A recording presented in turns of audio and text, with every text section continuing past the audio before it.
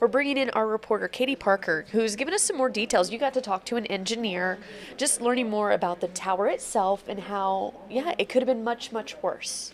Yes, we were about a hair or a puff of wind away from something that would have been a completely different story, Hannah. And I got to speak with Sans Hawkins. He's the broadcast engineer for KYKX, and that's their tower. And so I spoke with him this morning just about the logistics of it all and what went into turning off the tower, making sure the broadcasts are in and out whenever, workers and climbers are not on that tower in the meantime, and just really all what could have happened. So the biggest thing I want to start with is the fact that he showed me with a map of the tower and the blueprint of it all that where the balloon and the basket hit was 43 feet short of hitting the antenna. And if it had hit that antenna, it would have practically immediately been catastrophic. It was shortly close to just kind of like frying the basket or anything that comes into contact with it because of the radiation from the Okay, antenna. so it's the radiation. It's not like a surge of electricity. It's simply the radiation from it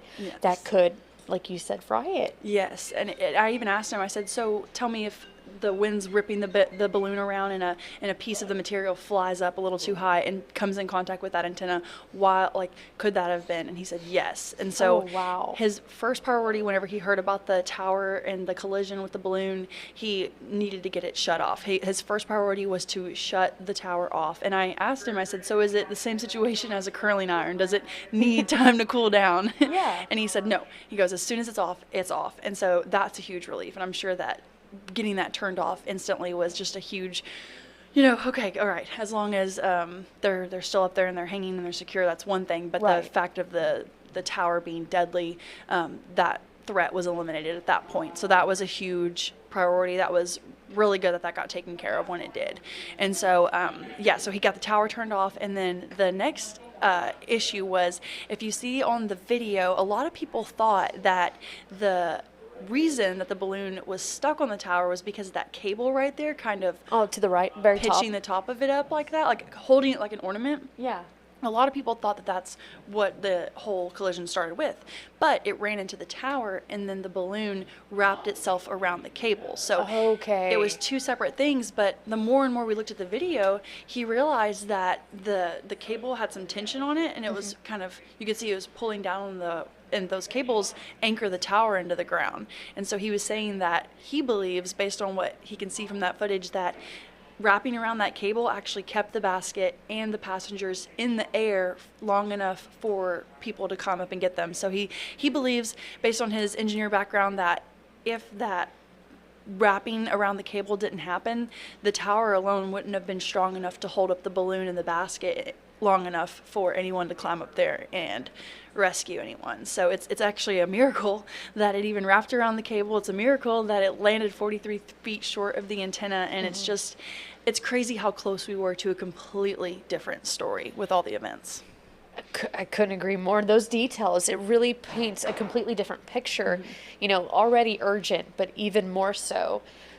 Do they have they noticed any damage after the fact? Yes, so he believes that they'll need to re-tighten the cable that the balloon was wrapped around, so they're going to bring out some people to re-tension it, is what he was describing to me. There were also two damages within the tower, not to the direct antenna, but it involved something that they need to replace, two different parts within the tower, just kind of where all the activity was going on.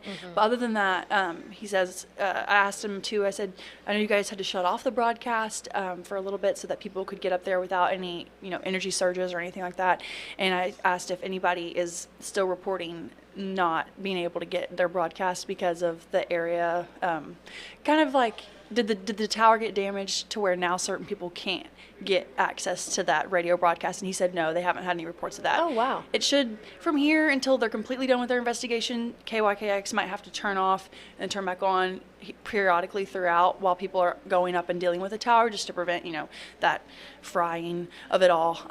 But so other than that, if you do lose KYKX signal, it should just be because they're turning it off to work on the tower. So momentarily this and that. Perfect. Yes. Okay, so again, adding more layers to a very complicated situation. Katie Parker giving us more information. Thank you, Katie. Yeah, of course, Anna. And of course, I know you'll have more on this later. And I know our reporter, Jamie Boyum, is also doing a follow-up on the latest on this as well. So lots more to come.